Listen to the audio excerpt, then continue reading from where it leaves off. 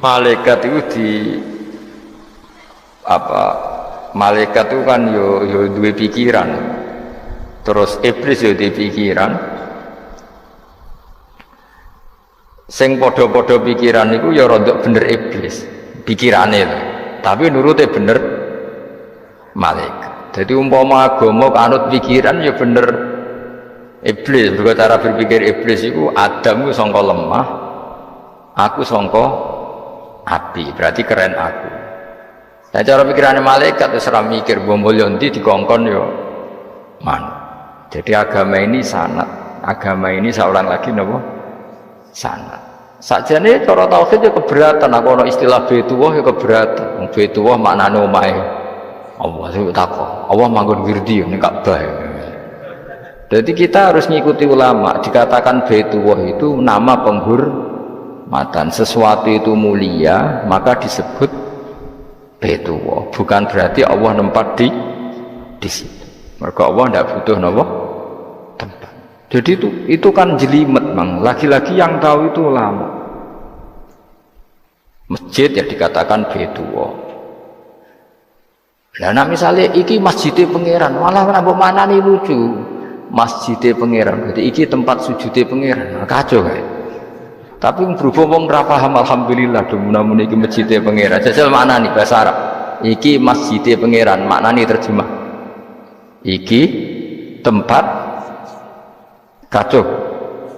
Baru kayak bodoh dora roh naiku kacau. Jadi kacau. Yang melane anut ulama. Jadi darani Baitullah apa? Dikatakan daleme Allah maknane apa? Idhofatut tasyrif. Napa idhofatut tasyrif? Maknane omah sing mulia sampai diistilahno daleme Allah. Kalau dalam ngaji-ngaji ulama itu agama ini dari awal unik. Allah melarang sujud kepada batu. Tapi kita sholat itu madhep Ka'bah. Kemudian juga ada batu. Makanya kita harus menanamkan bahwa semua sujud itu lillahi ta'ala. Dan soal ada arah ya penting arah.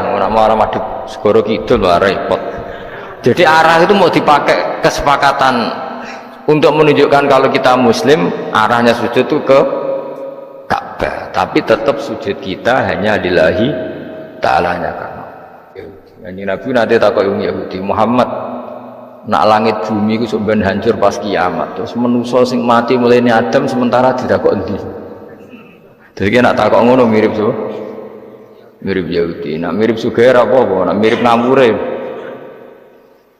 jadi agama ini selalu disoal pakai akal. Jadi agama tanpa akal ya iso berdiri, tapi kalau terlalu bawa akal itu ya repot. Ya makanya tadi itu pentingnya riwayat. Seorang lagi pentingnya apa? Riwayat. Makanya coro Imam Malik itu gak suka sama agama di logika itu gak suka. Karena nanti orang yang punya logika terus merasa lebih punya otoritas terhadap apa? Agama. Ya wis sesuai ngono agama iku angel oleh nerangno sampean agama iku. Sampeyan saiki tak bedheki Nabi Adam diusir kondi. Swarga. Terus swargane Nabi Adam saiki didakoni. Mergo swarga iku luase sak langit bumi. Lah nek iku saiki didakoni ndi? Swarga lebih luas ketimbang langit. Kan enggak mungkin sesuatu yang luas diletakkan di yang sempit. So, akhirnya Mu'tazilah gak percaya anane swarga zaman Nabi Adam. Jadi swarga sing cerita Adam itu tidak sama dengan surga yang nanti arduhas samawati wal ard. Jari ahli sunnah ya sono. Lah ning di Isra roh pokoke ono. Ya itu kan sama-sama terus diterusno debat. Ya sudah guys. Nak cara aku wis mlebu sik kok gampang nerangno nek wis bar roh. Secara teori kan gitu, ora roh kok nerangno sak usih roh. Ya sudah sampeyan bu swarga wae lagi apa? Lagi nerangno. Pas aku nerangno kowe ra ning swarga ya ora ketemu. Wis kono enak nang cangkem elek ngono wis aku ben nerangno kowe ra ning kono ya wis akhire kan. Apa cocokan sampeyan? Aku tak nerangno swarga lah sing kono ben nerangno neraka. roe neraka. Agama itu unik. Ya karena tadi apa ya? Dari awal agama ini di kaum yakilun, tapi akal yang berlebihan itu ya mengganggu agama. Ya sudah, makanya saya ulang lagi itu riwayat ya. Sebagian ini apa? Riwayat. Inna hadzal ilma dinun fanzuru amman ta'khuduna dinakum. Agama ini ilmu. Kemudian kamu harus dari sanad yang benar, ya. Dari sanad yang apa? Dari sanad yang benar. Ya sudah seperti itu. Mana itu kalau setuju model kayak sholat sunat safar tidak harus madhep kiblat terus. Jadi agama ini sudah unik. Misalnya gini, sholat fardu kan wajib kiblat, tapi ada sholat yang nggak usah madhep kiblat, yaitu sunat safar. Misalnya orang di pesawat, karena ngiling-ngilingan, hakikatnya kiblat itu tidak fokus kita namun Allah Subhanahu wa Ta'ala. Jadi memang agama, tapi lagi-lagi itu butuh riwayat. Seorang lagi butuh riwayat. Kalau nggak pakai riwayat, itu kayak Abu Nawas kabeh. Karena tadi Amerika, seorang lagi Amerika, itu kalau dibor pas New York itu kena Ka'bah. Lah logikanya kalau arahnya pas itu kan bebas arah. Berarti orang Amerika oleh sholat bebas. Tidak bisa seperti itu, ya tetap anut konsensus ulama sana atau tradisi sana, kiblat itu ngambil arah mana, karena dia pas. Ya bumi yang ada arah itu secara akal kan hanya rubuk 1/4. Makanya kalau kamu belajar falak itu ada rubuk, lainnya itu sudah tidak ada arah. Misalnya bumi bulat bola, yang sama atas dikatakan sama-sama di atas, ya kadarnya hanya 1/4, lainnya itu sudah dikatakan samping. Makanya seperti Denmark itu ada daerah yang siang sampai 3 bulan, entah berapa siklus sekian puluh tahun. Ada yang lebih lama siangnya sampai 18 jam. Kalau di Eropa kadang puasa itu sampai 18 jam. Ada yang selalu nggak kena matahari kayak kutub utara, kutub selatan. Nah makanya kalau misalnya sholat itu ngikuti apa? Kalau ngikuti matahari, orang kutub sholatnya hanya maghrib, isya, subuh. Gak wajib poso, orang tahu ono berino misalnya. Ya tidak bisa seperti itu. Jadi kalau nuruti logika kan terus berdebat terus. Tapi kalau nuruti rasa sebagai hamba. Orang kutub butuh sujud sama Allah, orang kutub butuh loyal sama Allah dengan memperlakukan puasa. Ya sudah, akhirnya kita harus puasa. Nah lalu kalau ukurannya matahari, mereka tidak punya matahari. Memangnya puasa itu penyebabnya wujudnya matahari apa penyebabnya loyalitas sama Allah Subhanahu wa Ta'ala? Loyalitas. Kalau penyebabnya matahari ya berarti kalau nggak ada matahari nggak usah apa? Tidak usah seperti itu cara berpikir. Makanya ngikuti ulama, karena ulama yang tahu tradisinya Allah dan Rasul. Ya seorang lagi ulama yang tahu tradisinya Allah dan Rasul. Meskipun ya kadang saya enak ide ulama. Mereka ya kadang ya mau kalau bolak-balik ngomong gak diterang nombek cangkem elek ora paham-paham. Makanya masyhur itu ada kiai di debat sama orang rodok PKI. Pak Kiai, kalau setan dari api masuk api kan biasa, terus susahnya apa? Mau materinya dari api. Terus Kiai itu mek lemah, sawurna raine. Loro cung, nggih sakit. Jare wong kok lemah, kena lemah kok loro. Karena serak kena diterang no. Manusia materinya kan dari tanah, berarti kena dipendem urip-uripan. Piye ya? Ya loro ya, lha ya jare kok lemah kok dipendem ning lemah kok. Karena dijelaskan pakai lisan yang baik, gak paham-paham. Sebenarnya kita ini ingin selalu baik, tapi ada orang-orang diterangkan cara baik-baik itu wah, kayak misalnya ono wong kondo, Gus kula niku bojo kula cerewet ngene-ngene, apike kula pegat dicereweti bojo mbek diarani duda iku lara ndi? Lara diarani duda isen. Kue payu rabi dicereweti, ambek ra payu rabi jomblo, sakit mana? Sakit distatuskan jomblo. Malah kena dicereweti sabar prestasi baru. Mesti wong ku diwolak-walik. Lan jar wis kula tas malan kula seneng mbek Imam Syafi'i. Kowe dirasani wong ning ngarepmu, diomongi, ambek dirasani seneng ndi? Seneng dirasani cara. Cara Imam Syafi'i bukti ke wibawa, buktine ngomong ning ngarepmu ra wani. Jadi Imam Syafi'i itu rileks urip. Ya Aba Abdillah, orang yang tadi muji-muji jenengan itu kalau di luar maki-maki jenengan. Jadi alhamdulillah. Kok bisa, itu kan pengkhianatan. Berarti saya wibawa, di depan saya agak berani itu. Wong itu soal Imam Syafi'i, ya cium tangan, ya hormat. Tapi setelah di luar menghujat. Singkat cerita dilaporkan ke Imam Syafi'i. Orang yang tadi nyium tangannya jenengan itu di luar ngerasani jenengan. Jadi Imam Syafi'i, alhamdulillah berarti aku wibawa, mendengar purawani. Ya dianggap enteng saja. Terus ada orang misoi Ja'far Shadiq. Sayyid Ja'far Shadiq itu Sayyid putune Nabi, orangnya soleh alim, gurunya Abu Hanifah.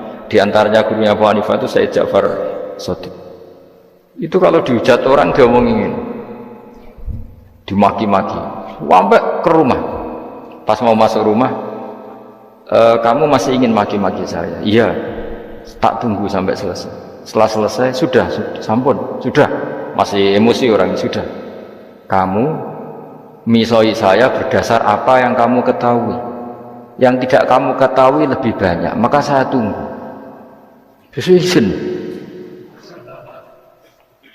Wisen sampai terus ketika ditanya, kenapa engkau sabar ketika jenengan saya pisui? Orang ini akhirnya tobat, mencium tangannya, mencium lututnya. Jawab saya Ja'far Shadiq. Aturahu tu'so kurhan, aturahu yu'so kurhan. Kowe ora paham kalimat itu, tapi tak terangkan ben dadi wali. Kowe roh pangeran, ya tahu. Sing durakani pangeran tuh banyak enggak, yang maksiati pangeran tuh banyak enggak? Banyak. Lah yang pangeran sing di langit bumi wae dimaksiati, apa meneh terima aku. Akhirnya terus jadi orang-orang soleh itu cara berpikir itu di luar kapasitas kamu. Apa ya? Mereka itu hanya Allah, taunya itu hanya Allah. Aku kan enggak egois, harga diri. Mana ada agama berdasar harga diri itu. Kalau dalam bahasa Arab disebut hamiyat al-jahiliyah, itu gengsi nopo? Jahil. Makanya ketika saya berkali-kali cerita itu, ada seorang ulama dipanggil tetangganya, setelah sampai situ, sudah kembali, saya tidak butuh kamu. Setelah sampai rumah dipanggil lagi, sudah kembali lagi, sampai 3 kali. Ulamanya tetap ceria, tetap nyaman. Ketika ditanya, kenapa engkau tetap nyaman? Wahai pemuda, kamu itu tetangga saya. Kata Allah dan Rasul, nak kue iman be Allah Rasul, kon ngapi itu onggol, kon ngundang aku teko. Ya seneng nuruti perintahnya. Ketika kamu nyuruh saya kembali, ya saya kembali. Memang itu keinginan kamu. Kue tanggaku, aku kon nurut mbek tonggo. Aku ora urusane mbek kowe. Aku mau nyaman mbek perintahe. Oh, nangis pemuda tadi itu tobat. Kalau kamu kan warga diri, orang kok dipimpong. Ini gak bakat wali blas ya. Jadi orang dulu itu nyaman. Karena pikirannya namun Allah Subhanahu wa ta'ala. Umar bin Abdul Aziz itu termasuk khalifah paling soleh setelah periode sahabat. Itu mau kapundhut itu semua ketika keluarganya menangis. Kenapa kamu menangisi saya? Ya karena engkau mau mati. Memangnya kalau mati mau kemana? Ila khairi madhubin ilaih, ke zat terbaik. Terus aku mbok kon urip awor kowe gak jelas iso ngrumat aku ta ora. Nah Allah malah jelas. Saiki apik ndi urip mbek wong ora jelas sampai sing jelas. Ya wis kapundhut. Kowe kan gak mati ku wedi. Dosane akeh. Lah mungkin nek urip terus ora dosa apa to ngene. Mung gaya tok wis. Dosa kula cek kathah Gus kok mati terus. Ya malah apik mati ora dosa meneh. Biasa wae nek mati biasa, karena potensinya kamu urip suwi iku dosane apa taat meneh. Iya jawab. Potensine. Dosa meneh apa taat meneh? Apa ya dosa ya taat. Terus pas mati pas taat atau pas dosa? Ya ora usah ngono biasa ya. Nek mati ae matur pangeran Gusti nak saya ini mati nggih. Mati mawon nak saya ini urip nggih. Urip mawon Gusti semua anu jenengan. Zaman kula urip sing ngrumat nggih jenengan nggih sampean mati sing ngelola nggih napa? Jenengan pun donya sing ngurusin jenengan. Kan sebenarnya kalau kita berpikir gitu kan nyaman. Zaman kamu hidup yang mengendalikan jantung, paru-paru, oksigen juga Allah. Dan kamu nggak tahu caranya, tahu-tahu hidup. Tapi setelah mati dikubur kamu iskal. Lalu sistem pernafasan saya gimana setelah saya mati? Memangnya zaman yang dunia kowe roh. Oh karena ada oksigen. Nah, terus oksigen wujudnya karena apa kowe ya ora roh? Oksigen dari zat gini lah zat iku kok sapa ya ora roh. Mau gaya tok ngomong mau tetep akhirnya ora roh. Lan kadang kula gawok mbek wong goblok wis ora roh kabeh dari awal mau alam pokoke gak usah nerang. Nah, artinya gini, kalau zaman di dunia kamu tidak bisa mengelola diri kamu sendiri, juga sama setelah mati tidak bisa mengelola diri kamu sendiri. Semua itu al-amru biyadil, semua itu dalam kekuasaan Allah Subhanahu wa ta'ala. Ya sudah, alaihi tawakkaltu wa ilaihi unib. Ya sudah, kita pasrah saja dan kita hanya kembali kepada Allah Subhanahu wa ta'ala. Ya sudah, itu agama. Tidak boleh logika pakai akal. Wah, itu orang mati itu sudah nggak bisa apa-apa, sudah jadi tanah gini-gini.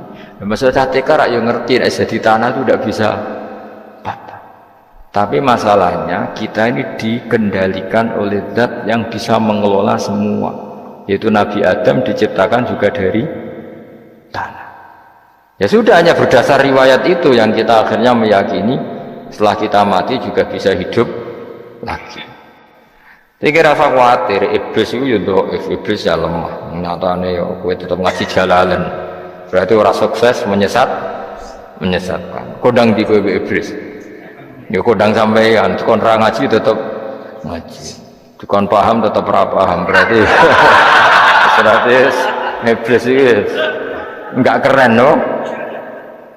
Betul, saya setiap melihat orang sholat itu menyaksikan kekalahan apa? Iblis. Jadi iblis itu ya kalah orang kok hebat ya ora.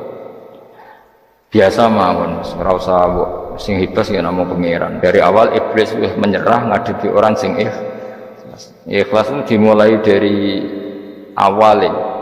Cara bahasa Inggris pokoknya hilir sampai hulu sampai hilir kudu ikhlas kabeh. Misalnya kita duit, yakin nek iku wae Allah. Sehingga kita ketika ngasihkan orang itu kamu nggak merasa itu milik kamu. Sehingga nggak gampang undat. Selagi itu kamu benar keduanya awalnya salah itu masih mungkin tidak ikhlas. Uang ini milik saya, tak kasihkan kamu dengan ikhlas.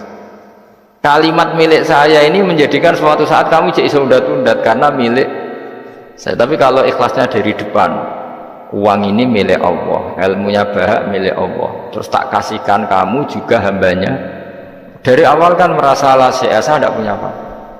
Tapi selagi saya ikhlasnya hanya separuh, ilmu saya tak kasihkan kamu karena Allah, berarti masih potensi enggak ikhlas ya. Jadi kalau ngelatih ikhlas itu harus dua-duanya. Kamu punya uang milik Allah, punya ilmu milik Allah, punya jabatan milik Allah, kemudian kamu kasihkan sesuai perintah Allah, itu lebih mudah ikhlas karena la haula wala quwata illa billah. Selagi masih separuh saja salah, itu potensi berikutnya juga ikut salah. Misalnya aku ngurmat yatim mau ikhlas, duitku tak kena.